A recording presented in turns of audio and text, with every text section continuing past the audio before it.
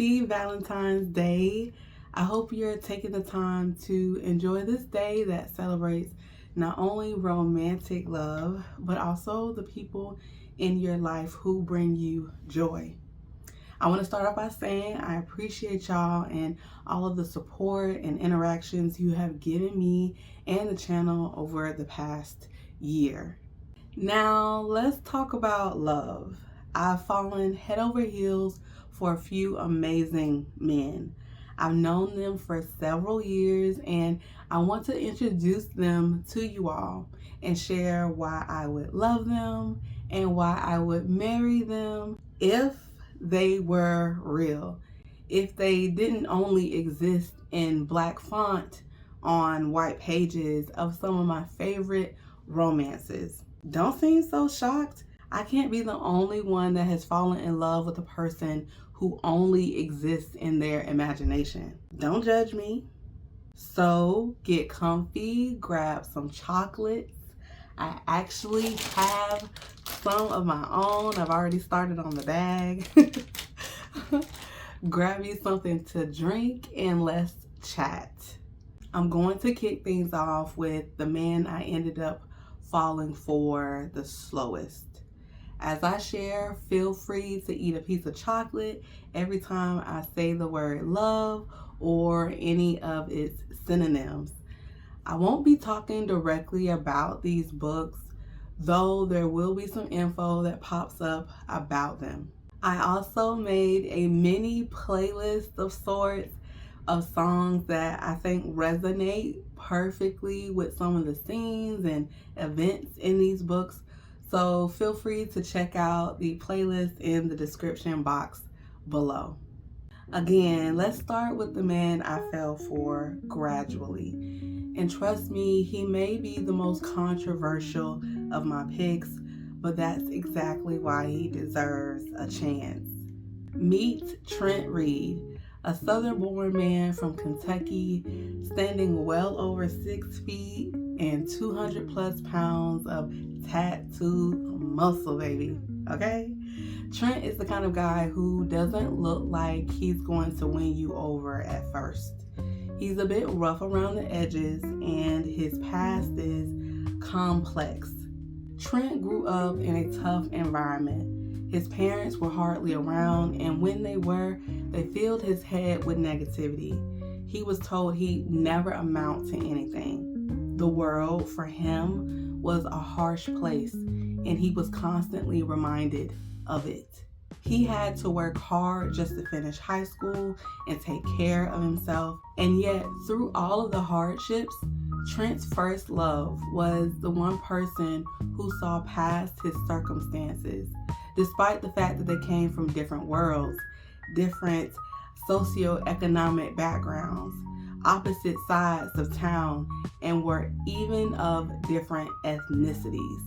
But their love was undeniable. Things got messy for them when her parents found out about their relationship.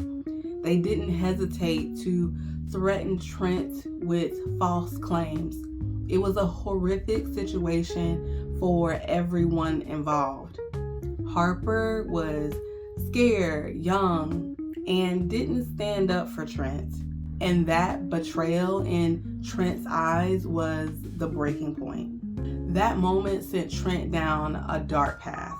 He'd already been fed lies about himself and society, and now the one person he trusted, the one person who'd shown him love, turned her back on him. He figured if the world already thought he was worthless, why bother to change their minds?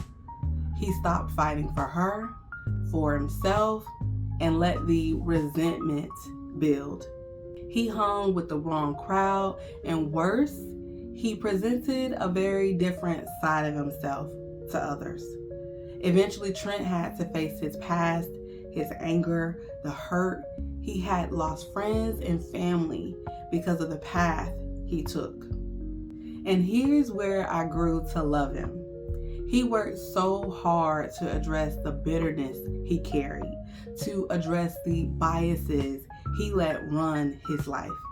He fought, literally fought, for those he considered family, and to prove that he wasn't going to continue and let his past dictate his future. Trent's story is one of growth, forgiveness, redemption, and finding peace. And while his story isn't easy, okay, it's not easy. It's filled with drama, harsh realities, and skewed perceptions.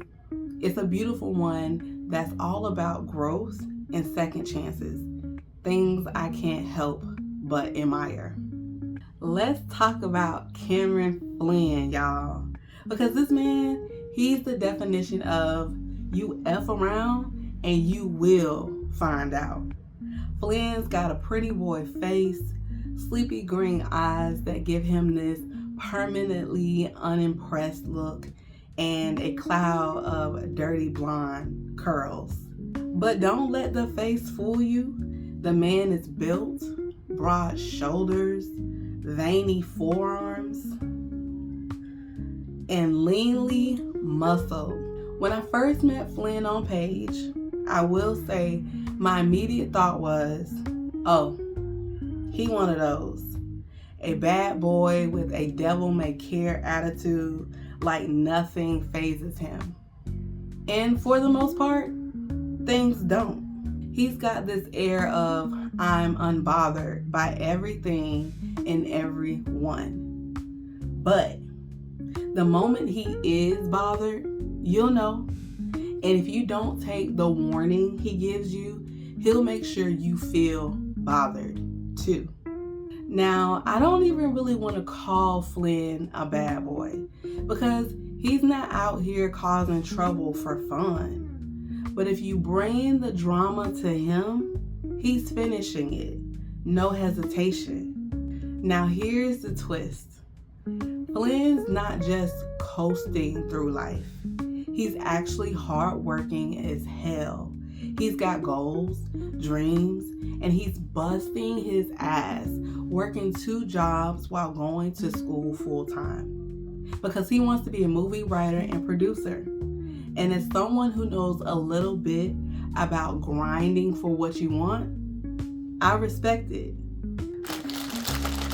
Now, emotionally, this man has a wall up. He's not out here trying to make deep connections. He makes it very clear. This is what it is. Don't expect anything more. He's had to look out for himself for a long time. And because of that, he doesn't do emotional vulnerability. And that emotional distance causes some mess in his story. I mean, we got enemies to lovers tension, blackmail, and yes, there's a little gray area of a dub con moment. But here's why I couldn't dismiss Flynn. He evolves. He's used to being alone. He's used to burning bridges before anyone gets the chance to. At some point, Flynn starts to care more, to understand that letting someone in doesn't mean he's weak. It doesn't mean that they're going to leave him behind. It takes him some time to reconcile this change, but eventually he realizes that he will be all the better for it. He owns up to his faults, recognizing when he's been harsh or unfair. And listen, growth like that, I'll eat it up every time. Flynn can be trouble, aloof and uncaring, but he is a solid, honest person. And when he finally lets you in, he's devoted in a way that will never make you question his love. And that's why he made my list, because no matter how much he tries to fight it, when Flynn cares, you feel it. And there's nothing more dangerous than a man who finally realizes what he wants. Zafir Ansari is the type of man who walks into a room, and if you're paying attention, you just know he's carried the weight of the world on his shoulders. He's got that intense, broody energy, dark brown eyes, The dark brows, the beard, okay? The whole mysterious vibe. His family even lovingly calls him H.E.R. But the thing about Zafir is, underneath all of that gloom and seriousness, he's one of the most kindest, patient men you will ever meet. And I love that for me. Zafir has been through it. After losing people close to him and giving up his athletic career, he stepped up in a way that most people wouldn't. He will do everything to help another, and he does it without hesitation. For example, the way he is with his niece and the loving paternal figure he has played in her life, I admire. Their banter, top tier. They drive each other up a wall, and it's honestly my favorite thing. It's such a real, warm, family kind of love. And personally, I can relate because I feel the exact same way about my own nieces and nephews. Here's what I love about Zafir. He's not just about responsibility. He's about purpose. By day, Zafir works as a university security guard, and when he's not there, he's also trying to get his nonprofit, Tackle It, off the ground. A program focused on helping young male athletes with their emotions and mental health. Because again, Zafir knows what it's like to struggle mentally and emotionally, and instead of pushing through alone, he wants to make sure that others don't have to. I mean, a man who not only works hard, but also wants to help people heal, sign me up. And then just when you think he couldn't get any better, he reads romance, y'all. You heard me right? This big, broody man loves romance novels. And not in a guilty pleasure way, Zafir fully embraces it. He reads them all the time. His family teases him about it, but it's all love. And the reason why he loves them is because romance novels were a balm to his grief. Those happily ever afters gave him something to hold on to. Zafir believes in love. He believes in healing. He sees those beautiful endings play out on pages, and honestly, he deserves one of his own. And that is what makes him so special, despite the weight he carries, despite the anxieties and the fears that try to hold him back. He still tries. He pushes through. Zafir Ansari is proof that sometimes the broody ones are the softest ones of all.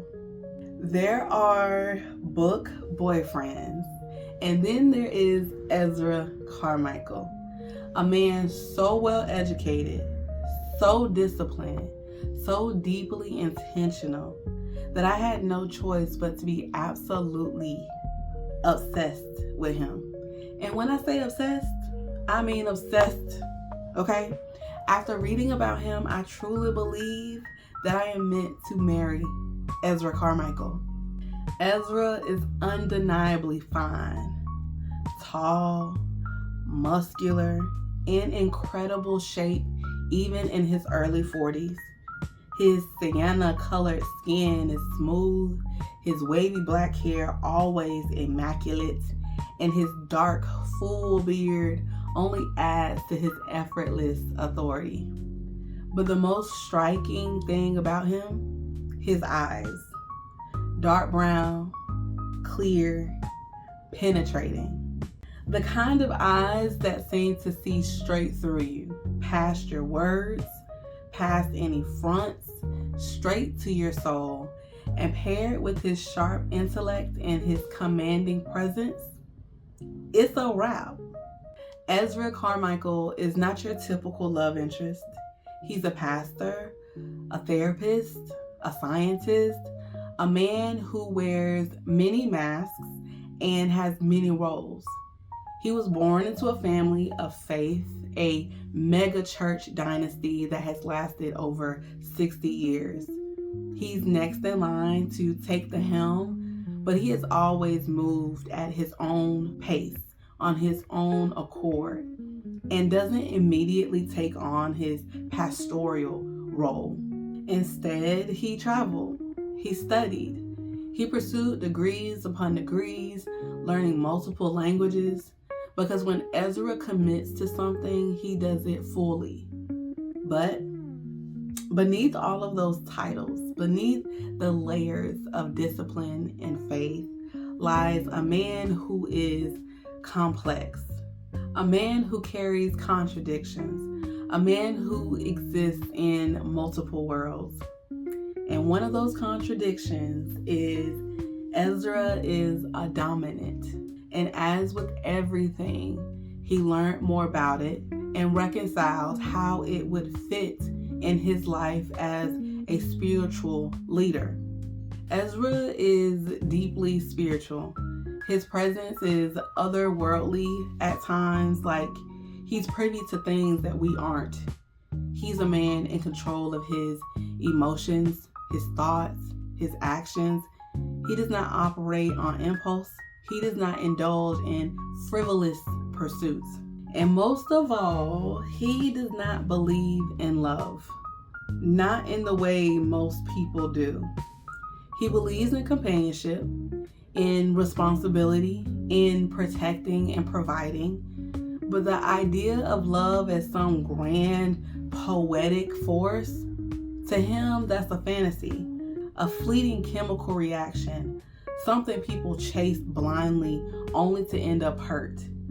And because of this belief, Ezra can come across at times distant and unyielding. Because at his core, Ezra requires structure, order, and rules.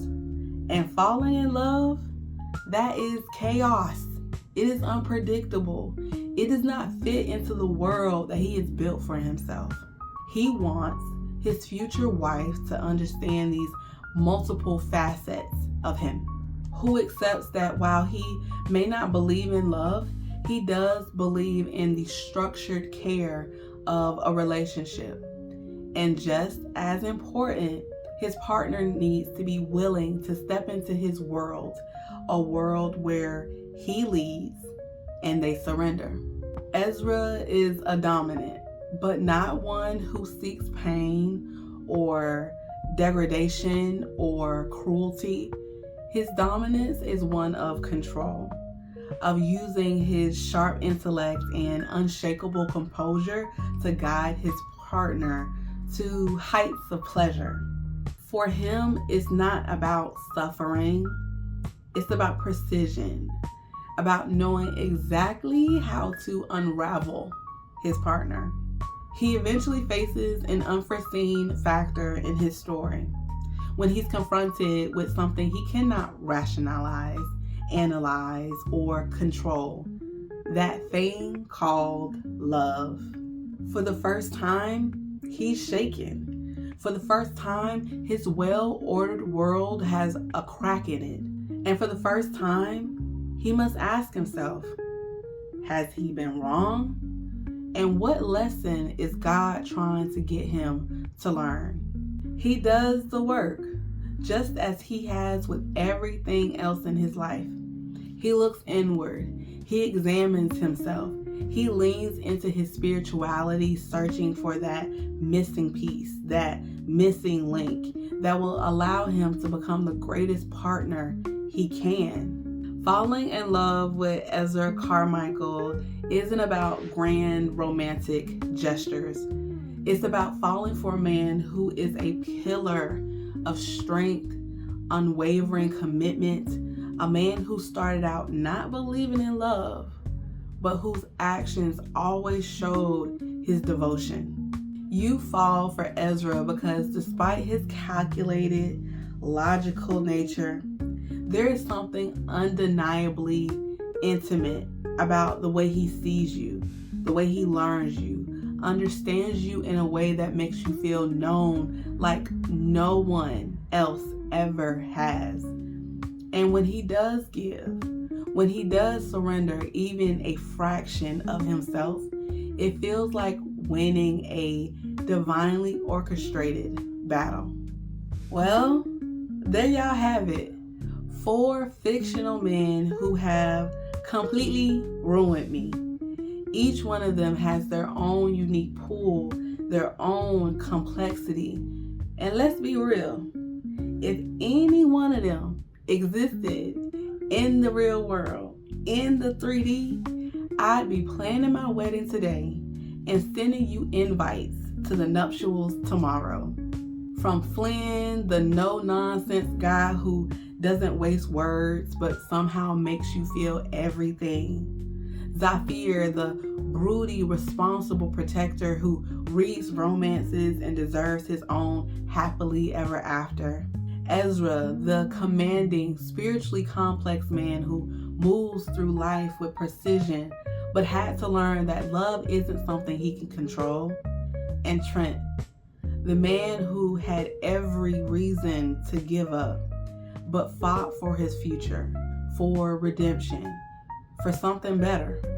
Each of these men is flawed, but that's what makes them so unforgettable.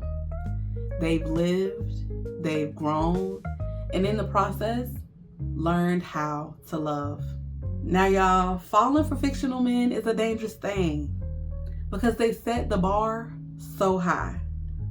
But honestly, I wouldn't have it any other way. Now tell me, who are some of the fictional men, women, and non-binary individuals that you have fallen for? Let's talk about it in the comments because I know I am not alone in this obsession. And if you enjoyed the video, don't forget to like, subscribe, and hit that notification bell so you never miss me gushing about my latest read. Until next time, you guys, be safe, be blessed, and remain unapologetically you.